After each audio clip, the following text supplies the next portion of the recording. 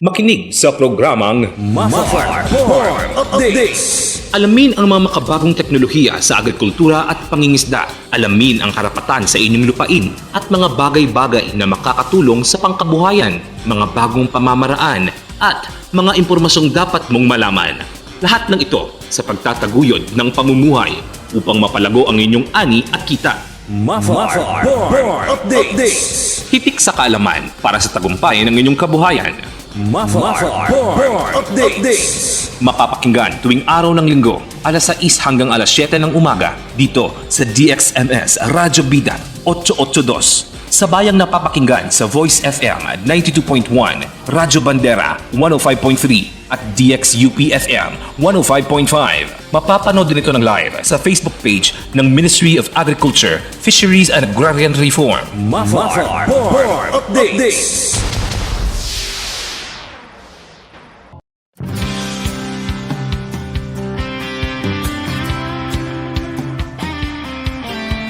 Kwento ng bagong pananaw sa produksyon, malakas ang kooperasyon. Katuwang ng mga magsasaka, pamahalaan at pribadong sektor. Dadagdagan ang kaalaman sa kabuhayan. Sa negosyo, pahuhusayin ang kakayahan. Angkop at bagong teknolohiya, subsidyo, patubig at infrastruktura. Siguradong pagkain sa buong bansa. Masaganang ani, mataas na kita.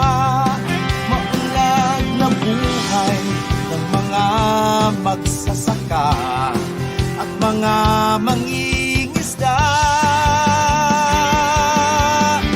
Siguradong pagkain sa buong bansa. Masaganang ani, mataas na kita. Maunlad na buhay ng mga magsasaka at mga mangingisda. Siguradong pagkain sa buong bansa. Masaganang ani, mataas na kita. Maunlad na buhay ng mga magsasaka at mga mangingisda. Siguradong pagkain sa buong bansa. Siguradong pagkain sa buong bansa. Siguradong pagkain sa buong bansa. Siguradong pagkain sa buong bansa.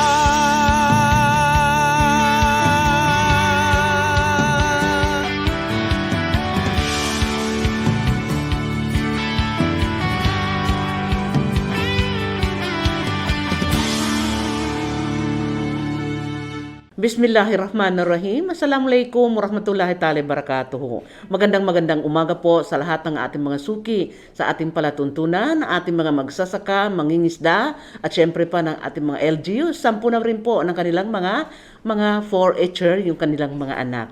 So binabati ho namin kayo at sana sundan niyo kami sa isang buong oras nating pagtatanghal na nakafocus mo ngayon syempre sa mga agri-fishery na development dito po sa Mafar ng Bangsamoro Autonomous Region in Muslim Mindanao. At tayo din po mga kaibigan ay napapakinggan sa ating pong live streaming, kaya maging sa Basulta, sa ibang bansa, sa ibang region, ay nakakasama po natin sila. Kaya sana po tuloy-tuloy po kayo dyan. Kami nang bahala magbibigay sa inyo ng mga impormasyon mula pa lang sa ating mga balitaan, sa ating pong talakayan na nakafocus sa Fish Conservation Week at marami pag ano ba ang ginawa ng fishery sector ng MAFAR. Ang ating price monitoring update nandyan din po.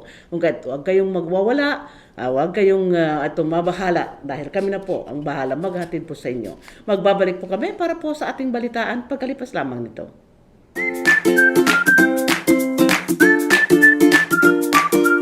Ang Ministry of Agriculture, Fisheries and Agrarian Reform ay naglalayong ipaunlad ang mamamayan ng rehiyong Bangsamoro sa pamamagitan ng 3 flagship program.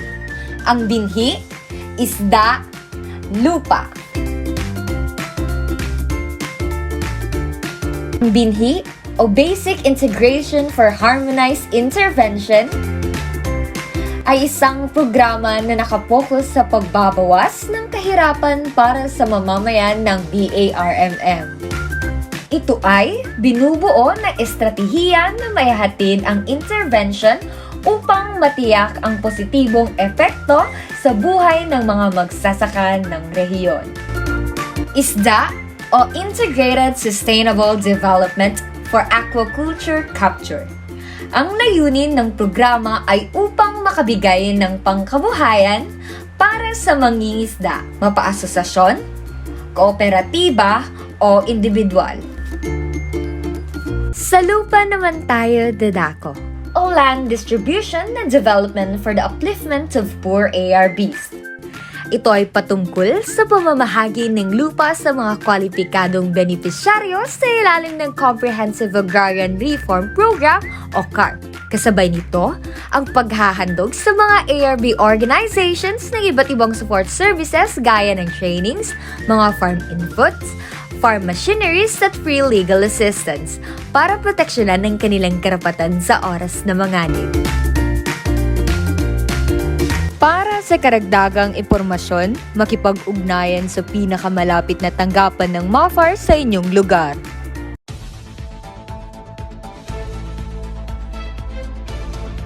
Public Service Announcement.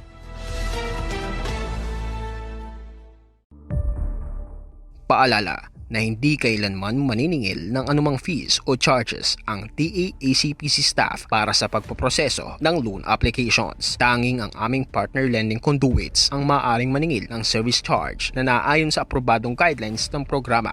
Mag-ingat at siguruhing official LGU, DA at ACPC staff ang inyong kausap. Hinihikayat namin na i-report agad sakaling mayroong lumapit sa inyo upang maningil ng kahit anong fees o charges. Iwasan ng gancho. Iwas scam. Isang paalala mula sa Department of Agriculture, Agricultural Credit Policy Council. Narito po mga kaibigan ang ating pong mga balita. Kampanya ukol sa illegal fishing isinagawa ng MAFAR sa Maguindanao. Narito po si Miss Bea Pedrosa. Humigit kumulang 207 opisyal ng Barangay Local Government Unit o BLGUs at ang mga marginalized na mangingisda ang sumailalim sa malawakang information, education campaign tungkol sa illegal, unreported, and unregulated fishing o IUUF na may diin sa electrofishing sa 5 barangay ng General Salipada, Pindatun, Maguindanao.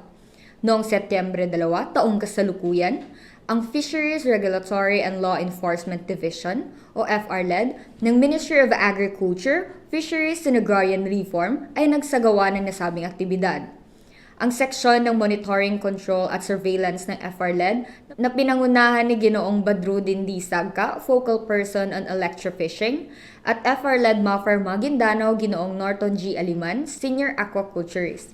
Nilalayon itong puksain ng electrofishing sa lalawigan ng Maguindanao, partikular sa mga munisipalidad kasama ang Ligwasan Mars. Bukod dito, ang pakikipagtulungan ng Bangsamoro Islamic Armed Forces Moro Islamic Liberation Front o BIAF-MILF bilang isa sa mga kasapi ng Bantay Ligwasan Task Force na delegated ng Local Government Unit ng GSKP o sa pagpapatupad ng mga batas sa pangisdaan. Mafaraming ani at kita, Serbisyong Bangsamoro, Bea Pedrosa, nag-uulat. Pagsasanay ukol sa produksyon ng isda Sa tubig tabang, isinagawa sa Camp Darapanan. Narito po ang pag-uulat ni Ma'am Connie Canlas. Sa tahimik at payapang bayan ng Sultan Kudarat, particular sa IGBC NGF Compound Camp Darapanan upang saksihan ang pagsasagawa ng pagsasanay sa inland freshwater fish production. Saksihan po natin ang mga aktibidad. 35 miyembro at dating mandirigma ng Bangsamoro Islamic Armed Forces o BIAF ang dumalo at lumahok sa isinagawang 2 araw na pagsasanay sa inland freshwater fish production at pagbibigay ng mga tilapia fingerling sa Inner Guard Base Command, National Guard Front, Camp Darapanan, Sultan Kudarat, Maguindanao, tahanan ng pinakaiginagalang na Moro Islamic Liberation Front noong ika-7 hanggang 8 ng Setyembre kasalukuyang taon. Tulad ng kahilingan ng pamayanan sa nasabing lugar, ang pinagsamang grupo mula sa Ministry of Agriculture, Fisheries and Agrarian Reform, Fisheries Sector, ang mga tinaguriang aquaculturists mula sa FRMD at Fisheries Production na pinangunahan ng FRMD Chief na si Noruddin Kid, Ginoong Tunggal Kasan, Ginoong Abdul Onggi, Ginoong Sayhali Gyamad, Binibining Aida Kato at Binibining Asmailin Makalimbang ay naroroon bilang mga tagapagturo. Sa unang araw ng pagsasanay, ang mga kalahok ay napuno ng impormasyon sa pamamagitan ng mga itinurong kaalaman na ibinigay ng pinagsamang kadalubhasaan ng mga aquaculturists tungkol sa mahahalagang teknolohiya sa fish farming tulad ng tilapia fish hatchery management, tilapia grow out sa fish cage at fish pond, pag-aalaga at pagpaparami ng hito at kung paano mapangalagaan ang ating mga mapagkukunang resources na ibinahagi naman ni Chief Noruddin Kid. Tinuruan din sila kung paano kumita o makalkula ang return of investment o ROI kung sasabak sila sa negosyong ganito. Sa kanyang mensahe ng pagbati, si Ginoong Badruddin A. Ibrahim Al-Hajj, IGBC NGF Head ay lubos na nagpasalamat sa pamunuan ng Ministry of Agriculture, Fisheries and Agrarian Reform dahil sa patuloy at walang katapusan nitong pagsisikap na maabot ang mga pamayanan ng mga Bangsamoro. Nagpapasalamat kami na ang mga bagay na hindi namin alam noon, ngayon nalaman na namin sa pamamagitan ng mga lekturang ibinigay, dagdag pa niya. Ang lakbay-aral sa freshwater fish farm at hatchery sa MSU Datuudin Sinso at Maguindanao ay inayos para sa ikalawang araw ng pagsasanay kung saan ang mga nasasabik na mga kalahok ay dinala upang personal na makita, maranasan at malaman ang aktwal na aktibidad sa hatchery. Ang layunin ng 2 araw na pagsasanay ay matagumpay na naisagawa kung ang tugon ng mga kalahok ang pagbabasehan. Maraming ani at kita, Serbisyong Bangsamoro, Connie Canlas ng uulat. Yun po ang kabuuan ng ating regional news at magbabalik po kami para po sa provincial news pagkalipas lamang nito. Mga fire trivia. Alam niyo ba, ang salmon ay isang anadromous fish. Ang anadromous fish ay ipinanganak sa tubig tabang, lumilipat sa mga karagatan kapag sila ay matanda, at bumabalik sa tubig tabang upang manganak at magparami. Ang mga ito ay gumugugol ng halos lahat ng kanilang buhay sa dagat. Ang salmon ay tinuturing na superfood dahil ito ay nagtataglay ng omega-3 fatty acid na mabuti sa kalusugan ng puso at mata. Lagi lamang tandaan kapag nasagana ang ani, mataas ang kita! Balita naman mula sa probinsya ng Maguindanao, MAFAR, Maguindanao kabilang sa mga pinarangalan ng DA PhilRice ng Most Outstanding RCEP Seed Program Implementers sa Pilipinas. Ito po, si Miss Samraida Undong. Sa kauna-unahang pagkakataon ay tumanggap ng National Award ang Ministry of Agriculture, Fisheries and Agrarian Reform Maguindanao bilang isa sa Most Outstanding RCEP Seed Program Partners sa buong Pilipinas. Ito ay iginawad noong Media Review and Assessment na naturang programa na ginanap sa PhilRice Central Experiment Station, Science City of Muñoz, Nueva Ecija noong 5 ng Agosto taong kasalukuyan.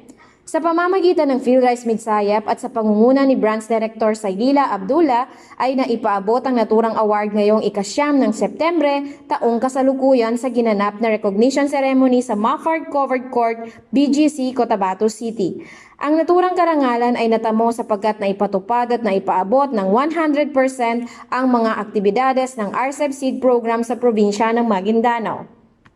Emosyonal na tinanggap ni Provincial Director Dr. Ronjamin M. Maulana ang award dahil sa kauna-unahang pagkakataon ay naparangalan ng ahensya sa loob ng kanyang pamumuno. Anya pa, itong award na ito ay isang pagpupugay sa lahat ng empleyado ng Mafar Maguindanao dahil ngayon pa lang ay nare-recognize na ang serbisyo natin hindi lang dito sa BARM kundi sa buong Pilipinas. Dagdag pa, ang naturang karangalan ay bunga ng ating pagtutulungan at manifestation ng ating naipapaabot ang serbisyo ng Mafar sa Bangsamoro people. Kasama din ang provincial government ng Maguindanao na pinarangalan bilang most outstanding implementer na naturang programa sa buong Pilipinas. Tinanggap ni Maguindanao Provincial Agriculture Officer Munib T. Usman at Ms. Nor Ayman K. Balayman bilang kinatawan ni Honorable Governor by Mariam S. Mangudadato ang naturang karangalan. Pinaabot din ni Mr. Usman ang pasasalamat ng gobernadora sa PhilRice at MAPAR sa patuloy na pagsuporta sa mga magsasaka sa probinsya ng Maguindanao. Maliban pa dito, pinarangalan din ng local government unit ng South UP at MAFAR Municipal Office nito. Personal namang tinanggap ni Honorable Mayor Renalbert Insular ang naturang award. Kanyang pinasalamatan ng DA PhilRice pati na rin ang tanggapan ng MAFAR BARM sa karangalan na kanilang natanggap. Kanyang pinugay ang mga empleyado ng Mafar Maguindanao na naitalaga sa kanyang munisipyo. Anya pa, sa pamamagitan na nakuhang karangalan, mas lalo pa nating paiigtingin ang serbisyo sa South UP sa larangan ng agrikultura. Kaakibat na naturang award ay nagbigay din ng Certificate of Recognition ng Mafar BARM sa pangunguna ni Minister Dr. Muhammad S. Yacub bilang pagpupugay sa natanggap na dedikasyon at karangalan ng mga naturang ahensya. Sa kanyang mensahe, binatin niya ang mga awardees sa natamong karangalan. Kanya ding sinabi na ang Mafar BARM ay handang suportahan ng anumang mga programa makakabuti para sa magsasaka ng Bangsamoro. Sa huli, at bilang paghahanda sa second phase na naturang programa, nagkaroon ng orientation at briefing sa mga OIC MMOs ng Mafar Maguindanao ukol sa implementasyon ng RCEP Seed Program for dry season sa probinsya ng Maguindanao. Ito ay pinangunahan ni Mr. Omar H. Abdul Qadir, PhilRice RCEP Coordinator at Mafar Maguindanao Chief Saudi D. Mangindra. Maparaming ani at kita, serbisyong Bangsamoro mula sa probinsya ng Maguindanao, sa Mrayda A. Undong nag-uulat. Balita naman mula sa Lanao del Sur, unang pagdiriwang ng Mafar Carp Anniversary at ika-33 Comprehensive Agrarian Reform Program kinunita. Narito po ang ulat ni Mubarak Ibrahim. Ikaunang pagdiriwang ng Mafar Carp Anniversaryo sa interes ng serbisyo publiko at bilang paggunita sa ika-33 na Comprehensive Agrarian Reform Program Anniversaryo, ipinagdiwang ng Ministry ng Agriculture, Fisheries at Agrarian Reform Lanao del Sur ang makasaysayang kaganapan sa pamamagitan ng aktibidad ng pagtatanim ng puno sa Barangay Pantar, Munisipalidad ng Bubong, Lanao del Sur noong Agosto 20 sa taong ito. Ang tema ngayong taon, Lupa, Kabuhayan Ko, Paunlarin Ko, ay nangangahulugang utos ng ministeryo na tiyakin na ang lahat ng mga lupain na iginawad sa mga beneficiaryo ay nalilinang, binuo at na-maximize ang paggamit upang talunin ang kahirapan sa mga lugar ng Bangsamoro. Binigyang diin ng Carpo Rocaina E. Mindalano ang katwiran ng programa ang kahalagahan ng magsasaka sa bawat pamayanan na nagkakahalaga sa pamamagitan ng pagpapatupad ng CARP mula pa noong 1988 na humantong sa pagbawas ng insidente ng kahirapan sa mga beneficiary ng mga magsasaka. Bukod dito, binanggit ng Carpo Mindalano na ang Bubong Munisipalidad ay napili na may pag-asa na ang aktibidad ng reforestation ay maaaring suportahan ang paglaban sa mapaminsalang epekto ng pagbabago ng klima.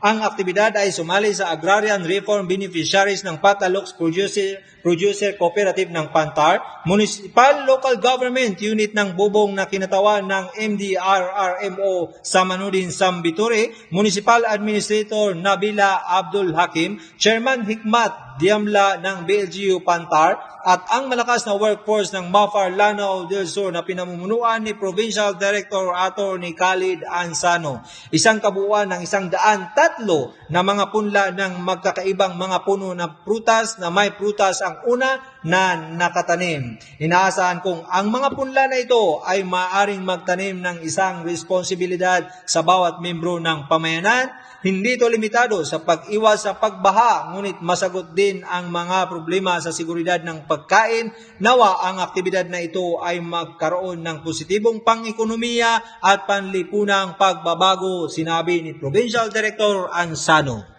At yan po ang aking mga ulat. Ito po si Mubarak Ibrahim, Mafarami ang Aniat Kita, Mafar Lanao del Sur. Okay mga kaibigan, yan po kabuuan ng ating pong mga provincial news at magbabalik po tayo para po sa ating talakayan pagkalipas lamang ng mga ilang paalala. Ipakita ang aking galing sa sining at makilahok sa 58 Fish Conservation Week Poster Making Contest.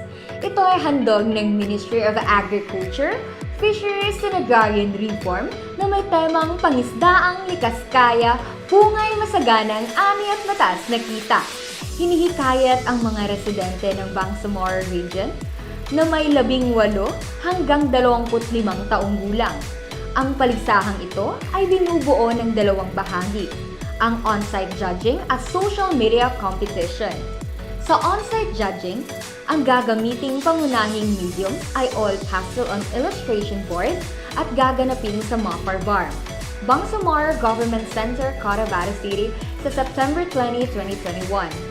Matapos ang on-site judging, ay ipapaskill ang mga artwork sa Facebook page ng Ministry of Agriculture, Fisheries and Agrarian Reform kung saan gaganapin ang paramihan ng likes at shares.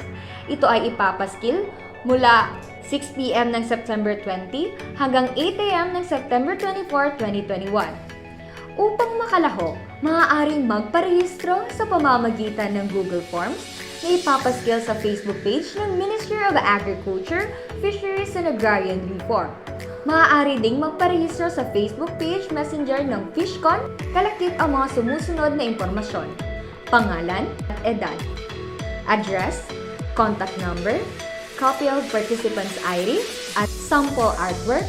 Magtatapos ang pre-registration sa September 16, 2021. Narito ang premyong matatanggap ng mga magwawagi sa poster making contest. First prize, 10,000. Second prize, 5,000. Third prize, 3,000. Ang mga mananalo ay i-aanunsyo sa September 24, 2021.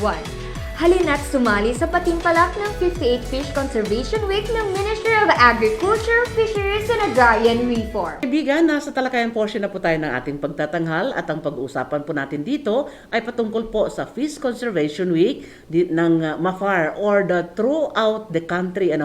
Kaya mamaya ho mga kaibigan ay pag-uusapan mo natin yan. At syempre, yung ano na nga ba, saan na tayo ngayon as far as the fisheries sector is concerned ng MAFAR ng Bangsamoro Region. Narito muna ang kanyang mainit na pagbati bago po ang ating pagkipagtalastasan. Ang tinutukoy ko po na guest ay walang iba kundi si Director Mahmoud Mamalangkap, and then of course siya po ang hepe ng fisheries sector dito po sa MAFAR. Assalamualaikum and again welcome to our program. Alaikumussalam wa rahmatullahi ta'ala wa barakatuh, ma'am.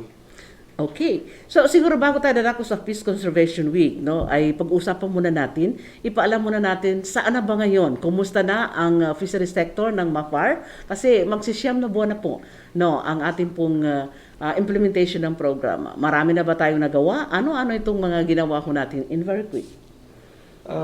Magandang tanong yan, ma'am, para naman ma-update po ang ating mga constituent dito po sa Bangsamoro kung ano na ba ang nangyari sa sektor ng pangisdahan.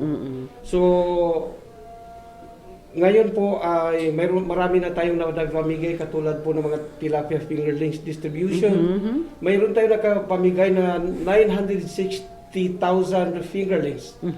So, mayroon din tayong training na naganap na 25 trainings. And then meron pa rin tayong mga fishinger paraphernalia like the gillnet, nagbigay tayo ng 400 na gillnets. And then squid jigger, na ito po ay ginagamit dyan sa mga karagatan. Yung nakapamigay po tayo ng 260 units pieces. So, sa seaweed seedlings naman, ma'am, is intended for dun sa mga island province. Basulta in particular. So, meron tayong 10,000 propagules na naipamigay. And then, meron din tayong floating monoline na 100. And then, bottom stick method, meron tayong 120. So, sa fish cages naman, ma'am, in isa sa Maguindanao and other provinces for delivery construction pa ngayon. So, ang ibig sabihin doon ay dumana po sa proseso na nanunan ng back. Pero yun lang ang hindi natin nagawa. Sa fish drying pack naman, ma'am, is meron tayong 50 units. So, yes, correction is racks. Fish drying racks is 50 units. Sa fish noodle machine, meron din tayong 50 units. And then plastic sealer is 50 units. And then the portable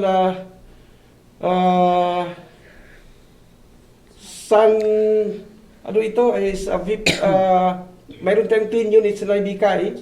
And then vacuum sealer is meron tayong 90 units. Okay. So, napakarami na. Napakarami na pala. Meron pa rin, ma'am, sa CRM kasi para sa inyong kalaman, ang fisheries sector is meron tayong division. So, meron division namin na production division, meron coastal resource management division, and then meron tayong law enforcement division.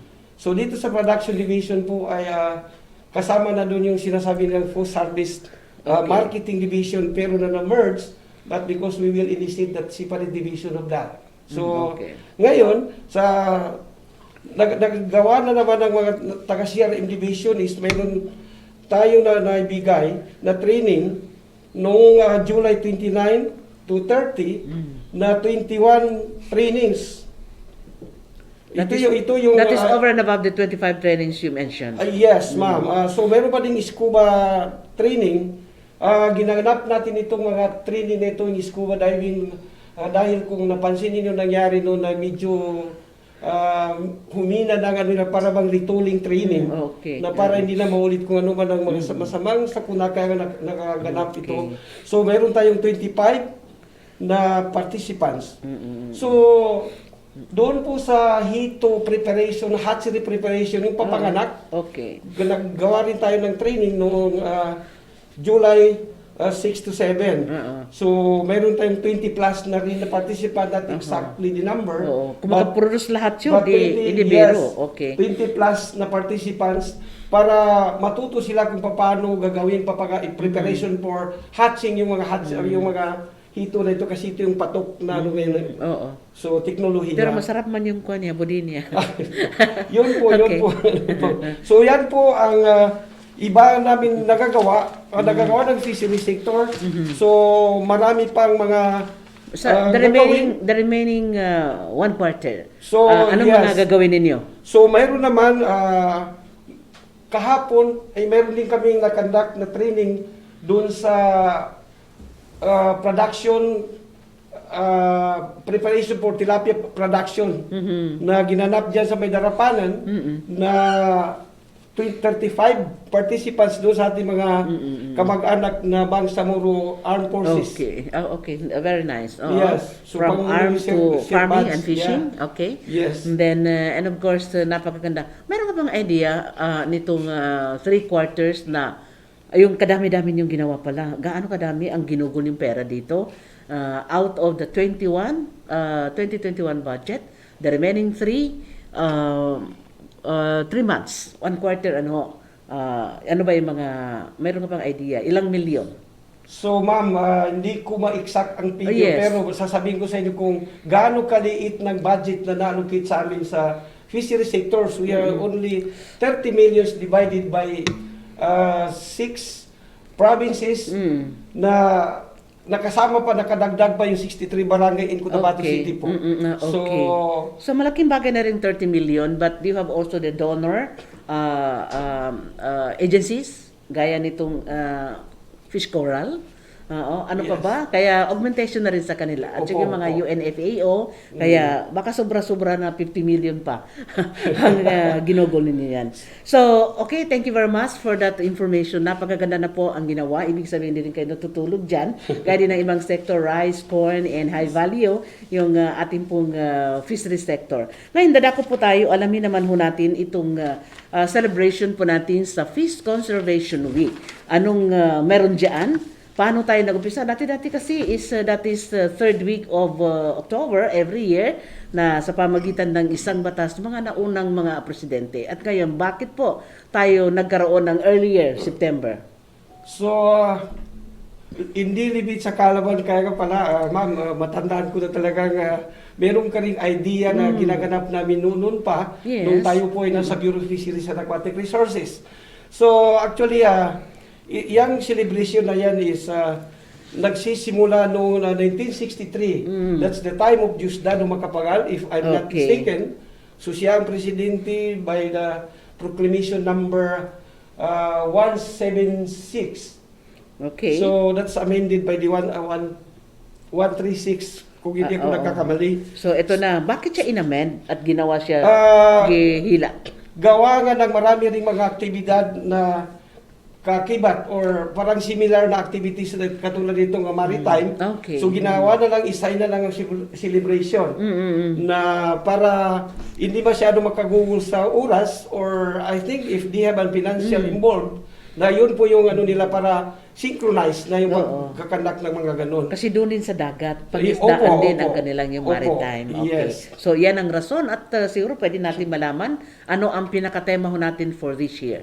So ang pinakatima natin dito, ito po para sa kalaman ninyo, ang iselebrasyon na ito is nasa sa 50th Fish Conservation Week with a theme o pangisdaan, likas kaya, bungay masagana nga ni at mataas na kita, Serbisyong Bangsamoro. So why we are mentioning the Serbisyong Bangsamoro? Because we are now in the barb. So ito po it aims to promote the importance of the fish and other aquatic product to the people's well-being and the country economy. Okay. So yan kahalaga. So isipin po ninyo, panahon po ni President Diosdado Macapagal, no, na sa pamagitan ng isang batas din na every third week natin ginagawa yan, and another version ng ananong itong batas sa panahon na ni Presidente Rodrigo Roa Duterte, no, yung batas na Proclamation 316, no, nagma-merge doon sa PESCON ng BIFAR dati, na ngayon with the maritime, with the celebration dahil nga po doon sa maritime wealth and archipelagic issues, no, Yes, na kung tama kahit yan, importante tama po. yun. Okay, dadako naman ho tayo doon after knowing the theme, no, at napakadali ka naman paintindihin ninyo. You know, pangisdaan, likas, kaya, bunga ay masaganang ani, at mataas na kita ng Bangsamoro kung nandito sa atin. Yes. Pero this is a nationwide theme, no, na sineselebrate po natin ngayon. And this is the first time na itong merging na ginawa ho natin. Ano yung mga nakalahanap nating activities dito sa BARM? So marami tayong pinaghandang mga gagawin na aktibidad dito po sa selebrasyon na ito, considering that this is Conservation Week at awareness ng sinasabi nila. So Okay. una po dito yung we will distribute the IAC materials Okay. para ma-promote naman ang mga kanilang mga kaalaman na Ma-upgrade. Okay. ma-upgrade ang ano nila. So siyempre hindi tumali-sali sa ating mga programa itong sabi nilang fingerling distribution. Dispersal. Okay. Fingerling distribution, and if I'm not mistaken that we will include the broodstock. Ang ibig sabihin na broodstock, yung may itlog na ng mga dalag na dapat natin ipapadami because of marami din natin mga kababayan na yun ang gusto na may itlog. O yung budiyan to. Budi. Okay. So, dami problema na Budi how can we sustain our stocks kung walang mga ganon. So, ibang mga activities is fishing gear distribution. Okay. Tuloy-tuloy lang. Fishing gear distribution with environmental friendly. Sinasabi natin with environmental friendly dahil malinaw sa batas na hindi tayo gagamit ng yung mga maliit na missiles para hindi naman sila ma-abuse yung mga resources po natin. Okay. So kaya ngayon ang sabi natin is environmental friendly. So, mayroon pa rin tayong sinasabing na linis ligawasan. Okay. So, linis ligawasan in the sense that we notice na itong water hyacinth palagi na which can hamper the penetration of the sunlight which is kailangan ng mga isda na nasa sa kalooban na kung wala silang open areas, malimit lang ang pagpasok ng oxygen na magpatuo ng kanilang mga pagkain at saka yung metabolic process, sabi ng so that's a very verified with mga scientists. Bakit ligwasan lang? Wala na yung clean up drive along the costa? Meron pa ma'am, yun ang Scuba Suriro. Okay. Scuba Suriro is yan ay nandyan sa karagatan. Ginawa po natin para malinis yung mga karagatan natin kasi makaramihan sa mga basura Ay, tumatapon. na tinatapon ng kung saan-saan gagaling is nakasira sa mga seagrass, which is yun ang breeding ground po ng ating mga isda at saka yung mga pagtubo ng mga seagrass na yan. Kasi maraming mga species na sinasabi nila na omnivorous. Omnivorous, sabi nila, is kumakain ng damo, yung paito at saka zoong. So yun po yung purpose ng atong Scuba Suriro, iparte na po sa ating campaign sa ating mga kababayan na kung sana wag na itapon yung mga basura dyan sa mga karagatan. Okay. Yun bang maninisid ninyo? No, ay binabayaran ba or they are part of the trainings na ginawa ho ninyo? So, at saan-saan lugar? So actually ma'am, meron tayong mga scuba divers dito po sa atin. Kaya sinabi ko kanina, refresher course para naman mahasa uli kasi ang kailangan talaga na hindi mapabayaan sila because delikado ang sa ilalim ng tubig. So that's why we conduct a refresher course on that scuba diving. At saka meron tumatanda na kasi yung mga divers ninyo. Opo, ma'am. Noon naman sa bata. Okay. Kaya ako minsan na lang ako nag-dive. Actually, I'm registered diver. Okay, ganun ba? Okay. What else? Ano pa yung mga nakalaan yung gagawin? So, meron pa rin tayong sinasabi natin mangrove planting. So, mangrove planting serve as hatchery or breeding ground of mga species, particularly mga crabs. Nandiyan sila nanganganak. Okay. So, nagawa rin ng naging sanctuary ng mga bird. Okay. At saka, ang pinaka-importante niya si buffered zone na sila ay nagprotekta ng yung mga bagyo. So, we will rehabilitate that. Okay. Meron pa rin tayo, ma'am, doon sa Coral Nursery Unit na i-deploy natin kasi nakikita natin yung mga corals natin nasisira gawa ng mga dynamite fishing, yung mga illegal activity na puputol yung mga yan. So we notice when we are visit on that area na talagang kailangan natin i-rehab itong mga corals na ito. Kaya mag-establish tayo ng coral nursery. Okay, okay. So, importante. Napakarami pala kayong gagawin. This is throughout the provinces or region-wide activities, not only in the region? Actually, ma'am, simultaneous ang ano namin meron din activity sa region. Sa region, meron din sa provincial office na kanilang naganapin sa kanilang mga probinsya. Yun, okay. So, kailan ang kick-off nito? Magti-take off tayo on September 20. Okay. And hanggang, since this is a 1 week, mag-iin ito siguro na mga 24 or 25. Okay. Kasi so, marami 22 to tayong 25. magaganapin na mga So, sabi ng mo lang, kulang-kulang na yung isang linggo eh.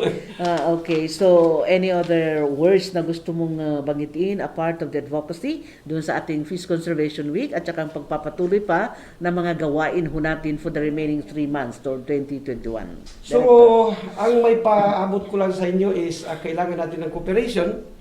And then, since that this is Conservation Week, pagdulong-tulungan natin mga preserve itong mga natitira nating mga species. Okay. Because we believe, and then according to scientists, that fish is the cheapest source of protein para hindi tayo maging malnourished.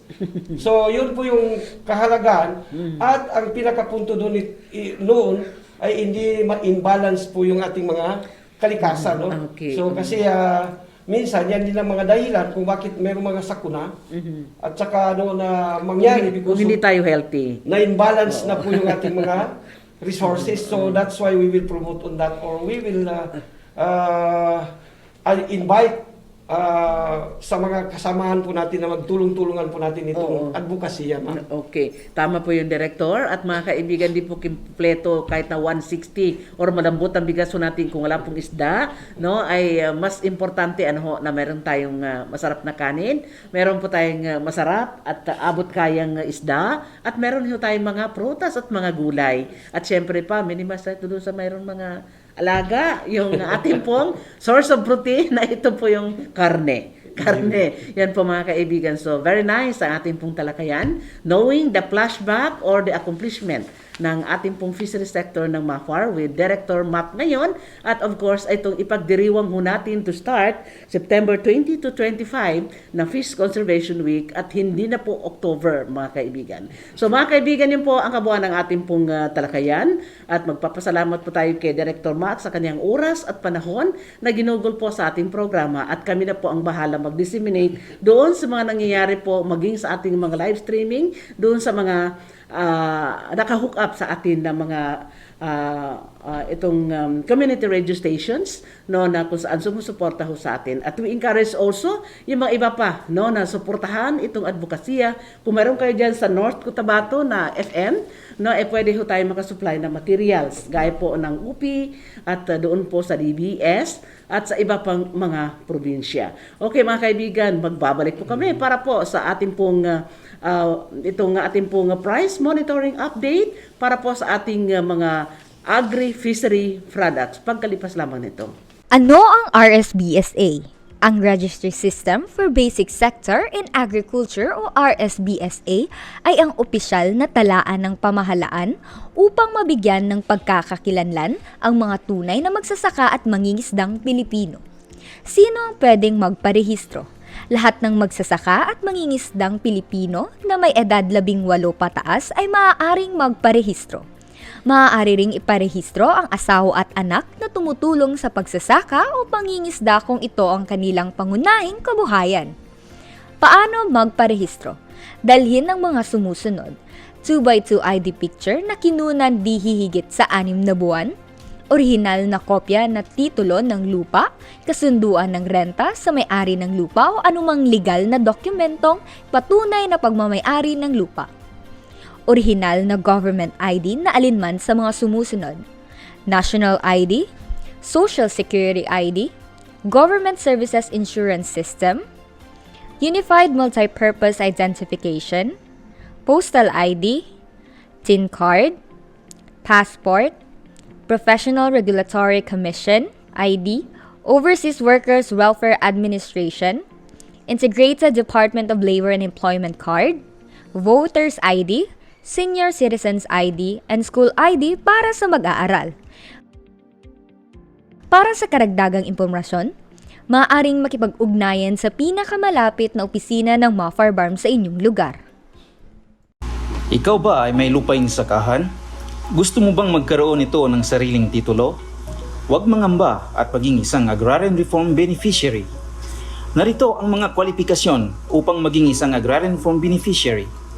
Isang mamamayang Pilipino, hindi bababa sa 15 taong gulang sa oras ng pagkakakilanlan o pag-screen ng mga benepisyaryo. Hindi nagmamay-ari ng lupain o nagmamay-ari ng mas mababa sa 3 hektarya ng lupang pang-agrikultura. Pumapayag na magbayad ng amortisasyon, pumapayag na linangin o paunlarin ang lupain, at dapat ay residente ng parehong barangay o munisipalidad kung saan matatagpuan ang lupain. Bilang karagdagan sa nabanggit na kwalifikasyon, ang mga magsasakang nagtatrabaho sa mga komersyal na bukid ng plantasyon ay maaaring maging kwalipikadong Agrarian Reform Beneficiary kung nagtatrabaho na sila noong Hunyo 15, 1988 sa pagmamay-ari ng lupain na sakop ng Comprehensive Agrarian Reform Law ng 1988. Para sa karagdagang impormasyon, makipag-ugnayan lamang kay Harris at Harisa, ang opisyal na mascot ng Agrarian Reform Services ng MAFAR BARM sa mga numerong 0967-540-3615 para kay Harris at 0905-937-0728 para kay Harisa.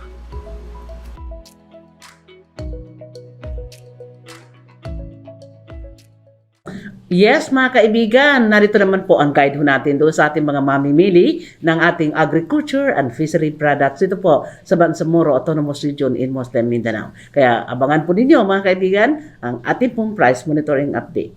Para sa presyo ng ating mga agri at saka fishery products, alam ba ninyo na ang presyo ngayon ng ating palay ay napakamura, 15 pesos and 30 centavos.